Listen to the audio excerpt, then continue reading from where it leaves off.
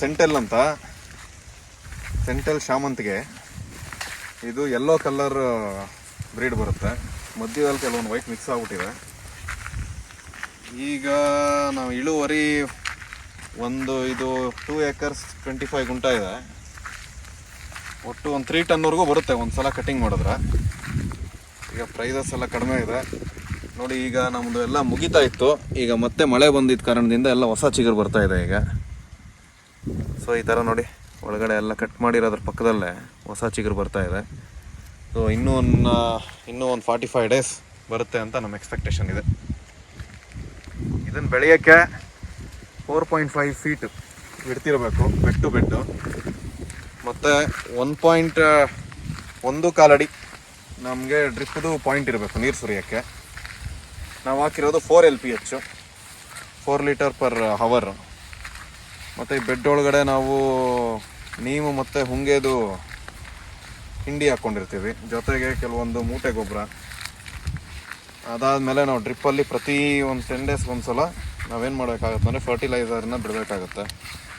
ಜೊತೆಗೆ every 7 to 8 days ಈ ಗ್ಯಾಪಲ್ಲಿ ಏನು ಮಾಡಬೇಕಂದ್ರೆ ಒಂದು ಸ್ಪ್ರೇ ಕೊಟ್ಟರೆ ಇದರಲ್ಲಿ ಯಾವುದೇ ರೀತಿಯ ಏನೇಳಿ ಗಲೀಜಾಗಿರ್ಬೋದು, ಕೀಟಗಳಾಗಿರ್ಬೋದು, ಇವೆಲ್ಲ ನಾಶ ಆಗಿ ಹೂವು ಈ ಥರ ಚೆನ್ನಾಗಿ ಫಿನಿಶಿಂಗ್ ಬರುತ್ತೆ.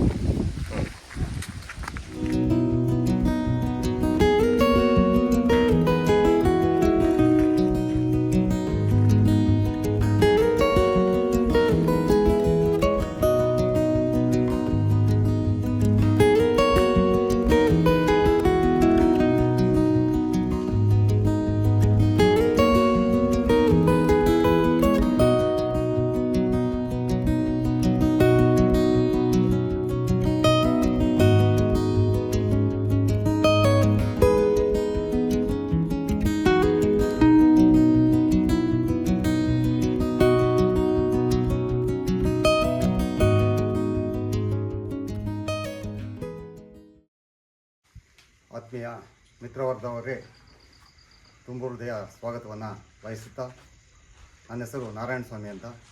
ನಾನು ಬ್ಯಾಟ್ರಾಯನಹಳ್ಳಿ ಒಂದು ತೋಟದ ಕೆಲಸವನ್ನು ನಿರ್ವಹಿಸ್ತಾ ಇದ್ದೇನೆ.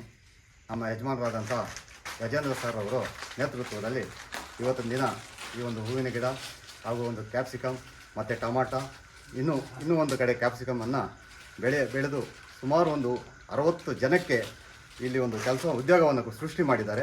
60 ಜನ ಅವರಿಂದ ನಾವು ಇಲ್ಲಿ ಊಟವನ್ನು ಮಾಡ್ತಾ, ಅವರ ಒಂದು ಇಲ್ಲಿ 60 ಜನ ಅವರ ಕೈ ಕೆಳಗೆ ನಾವು ಒಂದು ಕೆಲಸವನ್ನು ಮಾಡ್ತಾ ಭಾಳ ಸಂತೋಷವಾಗಿ ಎಲ್ಲರೂ ಒಗ್ಗಟ್ಟಿನಿಂದ ಕಾರ್ಯವನ್ನು ನಿರ್ವಹಿಸ್ತಾ ಭಾಳ ಅದ್ಭುತವಾದಂಥ ಒಂದು ಕಂಪ್ನಿನೇ ಅಂತ ಹೇಳಿದ್ರು ತಪ್ಪಾಗಲಾರ್ದು.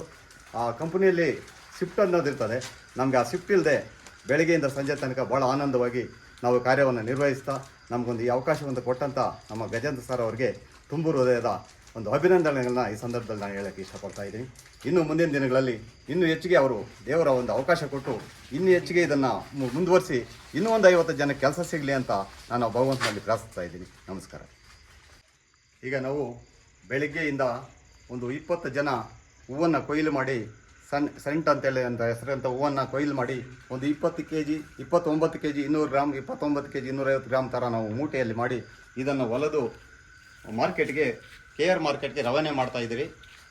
ಇದರ ಬೆಲೆ ಈಗ ಒಂದು ಮಾರ್ಕೆಟಿನ ಬೆಲೆ ಒಂದು 160ರಿಂದ 170 ತನಕ ಇತ್ತು. ಇವತ್ತಿನ ದಿನದಲ್ಲಿ ಏನು ಮಾರ್ಕೆಟಿನ ಬೆಲೆ ಹರಾಜಾಗುತ್ತೋ ಆ ಬೆಲೆ ನಮಗೆ ಸಿಗುತ್ತೆ. ನಮ್ಮ ಒಂದು ಶ್ರಮಕ್ಕೆ ಪ್ರತಿಫಲ ಇದಾಗಿದೆ ಅಂತ ನಾನು ಹೇಳಲಿಕ್ಕೆ ಇಷ್ಟಪಡ್ತಾ ಇದ್ದೀನಿ. ದಿನ ಸೂರ್ಯ ಹುಟ್ಟುವ ಮೊದಲೇ ನಾವು ಇಲ್ಲಿ ಹಾಜರಾಗಿ ನಮ್ಮ ಆತ್ಮೀಯರಾದಂಥ ನಾಗರಾಜು, ಕೃಷ್ಣ, ಕಾರ್ತಿಕ್ ಮತ್ತು ಇವರು ಮುನ್ರಾಜ್ ಅಂತ, ನನ್ನ ಹೆಸರು ನಾರಾಯಣಸ್ವಾಮಿ ಅಂತ, ನಾವು ಪ್ರತಿನಿತ್ಯ ಬೆಳಗ್ಗೆಯಿಂದ ಸಂಜೆ ತನಕ ಇಲ್ಲಿ ಒಂದು ಕಾರ್ಯನಿರ್ವಹಿಸ್ತಾ ಇದ್ದೀವಿ. ಎಲ್ಲರೂ ಒಗ್ಗಟ್ಟಿನಿಂದ ಭಾಳ ವಿಜೃಂಭಣೆಯಿಂದ ಇಲ್ಲಿ ಕೆಲಸ ಮಾಡ್ತಾರೆ. ಯಜಮಾನರಿಗೆ ಯಾವುದೇ ರೀತಿಯಾದ ತೊಂದರೆ ಕೊಡದೆ ಎಲ್ಲರೂ ಕೆಲಸ ಮಾಡ್ಕೊಂಡು ಹೋಗ್ತಾರೆ.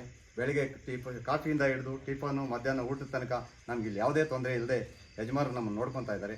ನಾವು ಯಜಮಾನರಾದಂಥ ಗಜೇಂದ್ರ ಸರ್ ಅವರಿಗೆ ಧನ್ಯವಾದಗಳನ್ನು ಹೇಳ್ತಾ ಇದ್ದೀವಿ. ಇಷ್ಟು ಜನ ಸೇರಿ